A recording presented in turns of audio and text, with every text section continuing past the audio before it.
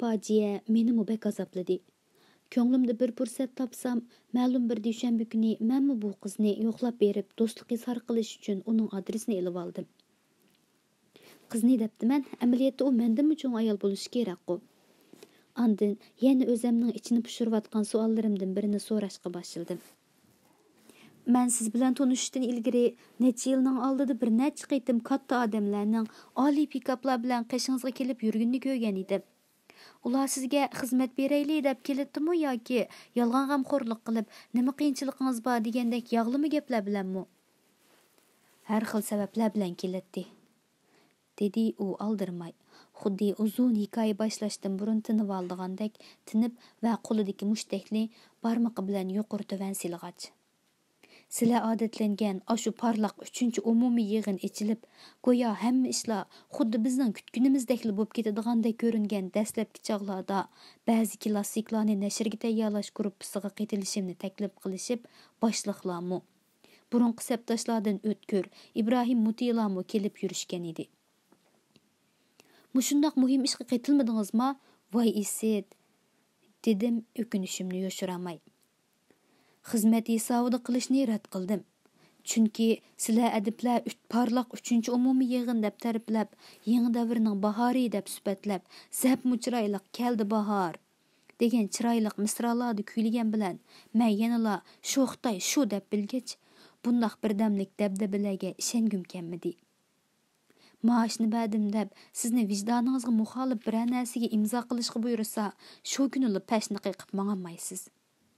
Unda qilsangiz aniq bir jinoiy e'tirof bo'lib, ularga dalil isbot tepib bergan bo'lasiz. Shunga eng yaxshisi maoshdan neri turgandila, ondan uning ba'zi tabiatimiz ko'tarmaydigan vazifalardan qutulib qola olamiz. Ammo muhim klassik asarlarga imzongizning tushishi muhim tarixiy ahamiyatli ish edi-da. Ammo men ishdan sirt qilishga ma'qul bo'lgan edim. Demak, siz bu guruhlarda bormi? Aşı Qutat Qobilik, Türkiy tilla divani qatarliqlarni nashrga tayyorlaganlar ichida. Ha, ammo nomsiz qahramon sifatida. Siz degandek bundoq bir ishdan chetda qilishga bo'lmaydi. Xotirjam bo'g'ili bo'lmaydi. Ammo bularni men mushu kapamda ko'zdan kechirdim. Mundaqdan, mushundoqli ish qiladigan bo'lgandikin, xizmat hisobini qilsangiz shuncha yomon bo'larmidi? Yeganning yuzi uyutar degandek. Maaşını alğandan bir kunlari Sharqiy Turkiston degan bir narsa bo'lgan emas. U tarixiy atalg'imi emas, jo'g'rafiy atalg'imi emas, siyosiy atalg'imi emas degan mazmunda bir maqola yozib, Sharqiy Turkistonchilarga raddiya berish kerak edi. Shundoq bir maqola tayyorla. Bundaq bir maqolani Abdurahim O'tkir yozgan edi. Abdurdan. Deydigan bo'lsa, nima deysiz? U she'r emas. İlhamım kemmidi, zorlab yazamadım deb qutulg'ili bo'lmaydi. Men bugunli pensiyaga chiqaman, demsiz? Yoki og'rib qoldim deb doktorxonada yetib olib qutulamsiz? Har qanday qilsangizmi, yozmaydiganli bo'lsangiz, men shu Sharqiy Turkistonchilardan biriman deganlik bo'lamdi yo'q. Shunga eng yaxshisi uning maoshini olmaslik. Bularning to'g'riliq persenti haqida o'ylanib ko'rdim. İnkar qilg'ili bo'lmaydi. Ammo maoshliq o'rindan voz kechib ko'chada qilishmi oson jur'at qilinadigan ish emasligi aniq. Sabit yana menga topilib, hozir bir fursat, ba'zi narsalarni o'ttirg'i chiqarib olish kerak. Kommunist deganning cheki to'xtab baxmagan. Yana bir kunlari Chin Shixuangda kitoblarni ko'ydirmaydi deyalamsiz. Fursat g'animat, ilgari qilg'ili bo'lmaydigan ba'zi narsalarni qilib olishga aldirash so'rar. Men sizga Sayfiddinning kutubxonasidan gap ochgan edim. Uni universitetdagi Abdushukur Muhammad Eminga radlatganligimni dedim-ku deyman. Ko'ryapsiz. Mana shu kutubxonada ishlaganning mevalarini ko'rilishga boshlaganini. Uning Uyg'ur 12 muqomi haqidagi kitobi va tang davridagi naqsh usuli degandek kitoblari inqilob xarakterlik asarlardir. Men yana uning bir maqolasini universitet ilmiy jurnalidan o'qidim. Muzdag'larning klimatimizga bo'lgan ta'siri degandek bir mavzuda. Bilemsiz, ba'zi Xitoy mutaxassislari talbilik bilan vatanimizda ko'plab bo'ziya ichib, texmi ko'p ko'chman yo'tkash maqsadiga to'salg'i bo'layotgan suv masalasini hal qilish uchun muzdog'larni sun'iy usulda eritib, suvga aylantirishdek dushmanlikdan o'tgan qora niyat chorini o'ttirg'a qo'yib degan. Shuningga qarshi yozilgan bu maqolani o'qidim. Bu qanday odam danga? Har sohada haqdodiga yetkazib yozadi.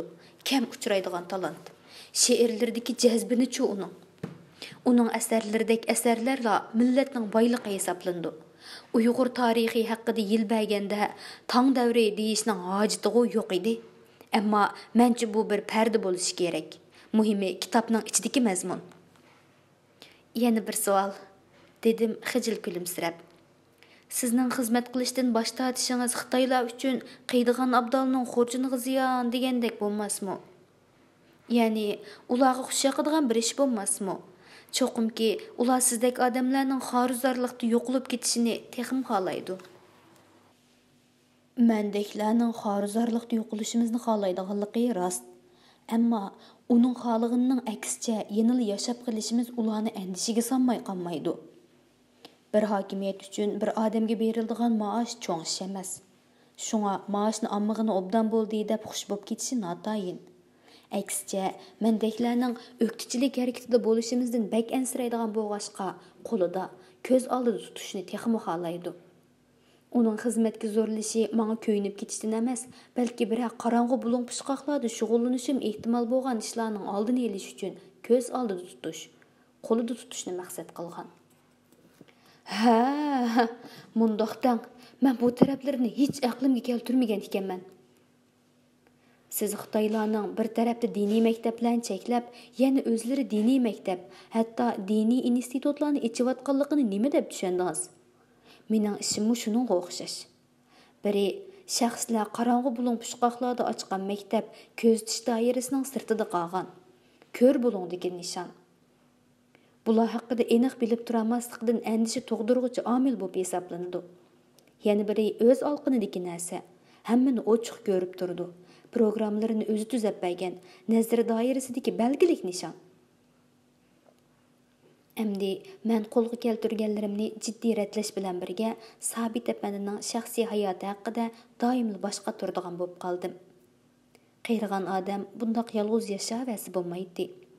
Uningga qanday yordam qilish haqida aqlimga hech nima kelmay, beshim qatib yurgan kunlarda bir kuni ishdan yenib uniga keldim. Ashu tar uyning oldiga kelishimgila ichidan vaqirashgan ovozni anglab turib qoldim. Sizni bu holda ko'raman deb o'ylamgan edim. Bu qandoq gap?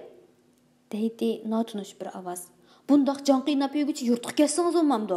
Xalq sizning qadringizni bilmagan bilan bolalaringiz biladi. Biz bilamiz, yurt biladi. Sizni beshimizni ko'tiramiz. Men bu oxir bir kuni ketdim. Ammo yana tega quvvatim bo'lgandan keyin o'zim idora qila olgandan keyin bolalarga yuk bo'lmay deb shu. Bu Sabit apanning ovozi edi. Uni uyga qaytarish haqida gap qilayotgani uning yaqinlaridek qiladi. Bu fursatda men unga nasihat qilay deb darhol eshikni ochdim. Vaqirishayotgan ikkalan darhol gapini to'xtatib men tarafga qaradi. Keling İlyas, bu mening sho'riqdagi qo'shnim. Shu men sizga gapini qilgan Mamtili apandining otaq o'g'li Ablaq, dedi o'ziga yarashmagan bir xil kayfiyatda. Şu an tushundimki, u o'ng'aysiz vasiyatdan qutulishga vasila bo'lishimdan umid qilg'ashqa, mana shundoq benormal xush bo'lib ketgandek qiladi. Men mehmon bilan qo'l elishdim. Qisqacha hol ahvol so'radim. Ondan u sahroliklarcha tomtoqlik bilan tatinmayla gapini davom qildi. Qarmamsiz bu odamning johilligini. Bu holda bu yerda nima bor? Yurtga keting da'vatman. Navrilari cho'ngib ketdi. Bultu besi o'qishga kelgan, bu yil besi keldi. Mushtobda ikki navrisi Urumchida o'qiyotdi. Bu odamni bu holda ko'z ular nima deb o'ylab qolar? Ikki navrisi hozir Urumchida demsiz? Davatdim men hayajonlangan holda. Ha, dedi Ablaq. Ondan o'zining Sabitni izlab tepish jarayoni haqida to'xtaldi.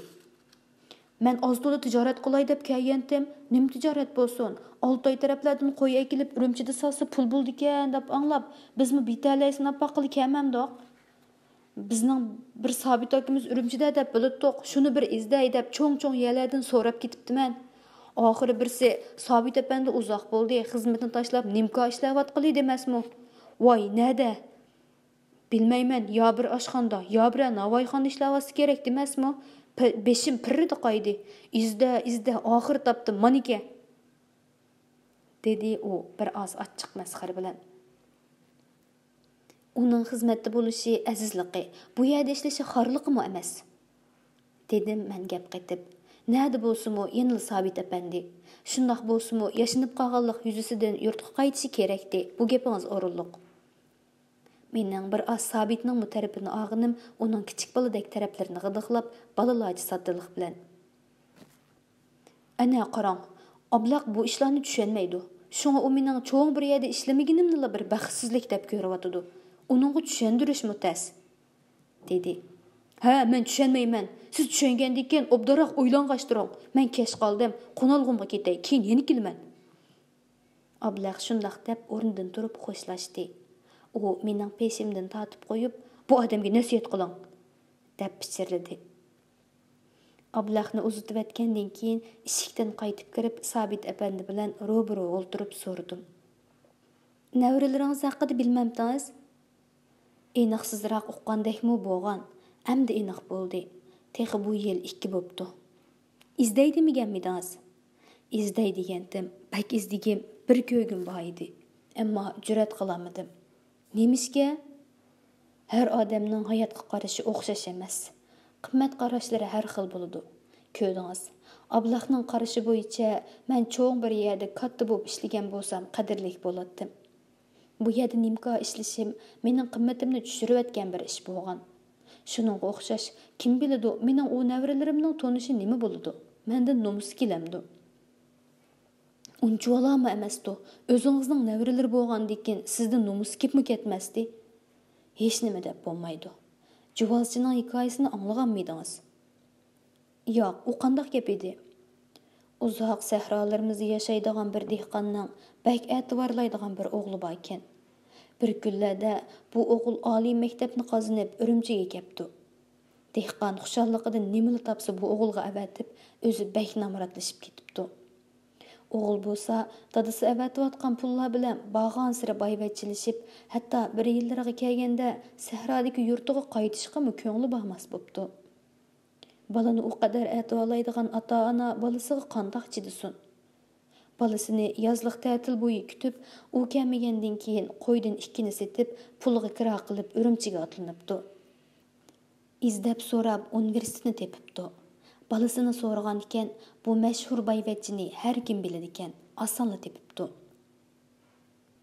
Dada o'g'lining yeniga kelganda, o'g'li bir to'p savoqdoshlari orasida ekan. O'g'lining taqi turqi shunchalik modimishki, balalarning ichida alohida ko'zga tashlanib turdi ekan. Bala dadasini ko'ribla tatirib ketibdi. Dadasi balani e'tiborlayman deb o'ziga qarayamag'ashqa ustiveshi bak barbod ekan. Bala darhol savoqdoshlariga bir nimalarni debla to'pdan ayrilib chiqib, dadasining oldiga kelibdi-da, uni elib tashqariga chiqibdi. Sizni bir yotoqqa joylashtirib qo'yay, maktabda yotadigan yer yo'q deb akitibdi. Yotoqqa o'rinlashtirib qo'yib, darhol qaytibdi. Do'stlari baladan so'rabdi. Kim bo'ladi u? Bizning oilaning juvozchisi deb javob beribdi o'g'il. Atisi dadi yana maktabga kelibdi. O'g'li ko'rinmabdi.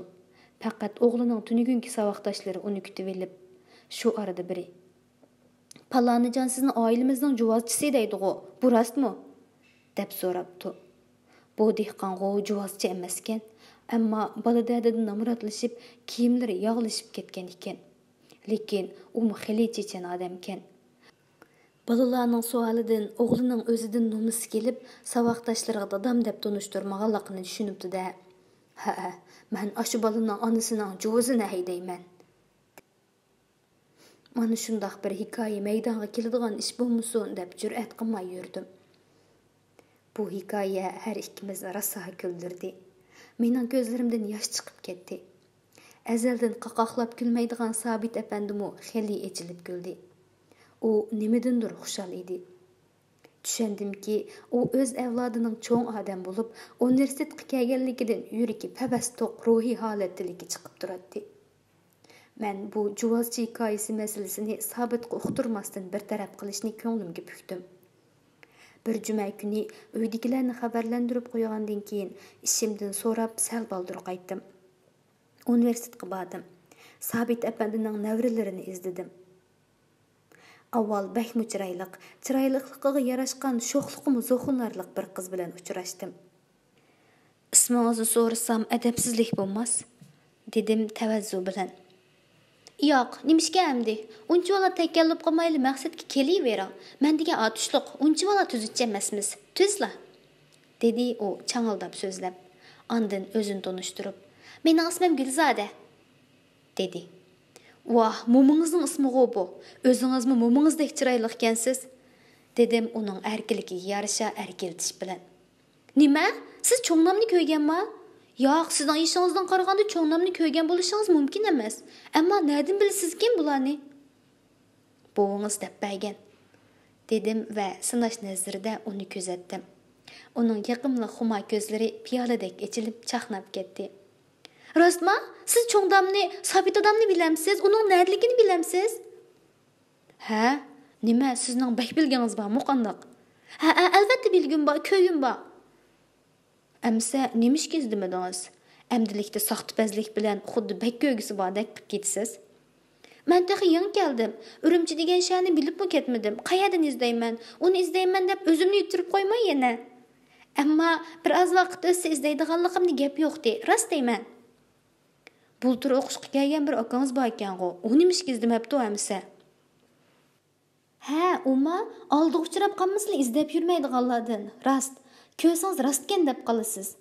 Ajoyib eg'ir, biroz do'troq desimi bo'ladi.